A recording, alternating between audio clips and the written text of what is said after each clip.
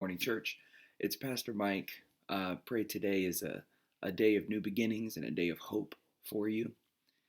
Last night at our Bible study as a church, we were talking about Second Corinthians at the very end of Paul's letter.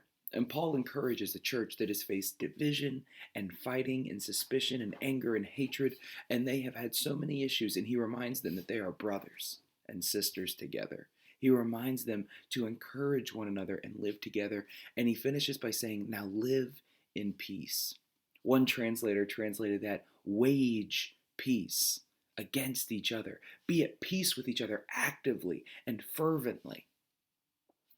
And he says that when we do that, when we encourage each other, when we wage peace against each other, then the God of love and peace shall be with us. Paul's telling us something there that it can be easy to forget. That peace and love cannot be separated from the family of God. We can't have one without the other. We can't love somebody and be at war with them. And we can't be at peace with somebody, true peace. Not just the absence of outward fighting, not a ceasefire, but true, lasting, restorative peace without loving them as well. God calls us to love each other, to be at peace with one another, to seek restoration and healing of our relationships, to seek to understand and empathize with one another, to love another person like we love ourselves.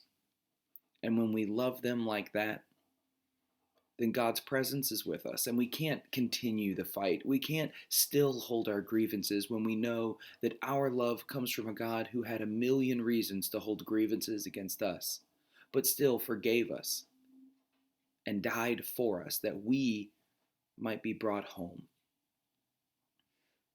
Who do our grievances keep away from our doorstep and our home? And how can we show the peace and the love of God, not just in saying, I choose not to fight this battle, but also in recognizing this battle does not glorify God, and instead I choose to love my neighbor, my enemy, my friend, whoever it is, to love them with our whole hearts, to love them like we love ourselves. And Paul says, then we will feel the presence of the God of love and peace in our world. We can't claim his presence or his name without living the life that he's called us to live, without being the people that he's called us to be. So be with God today.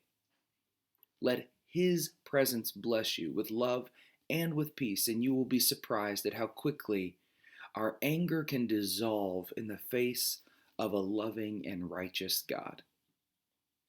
May God bless you richly today, letting you know that you are loved and you are forgiven, and helping you to forgive and love everyone around you.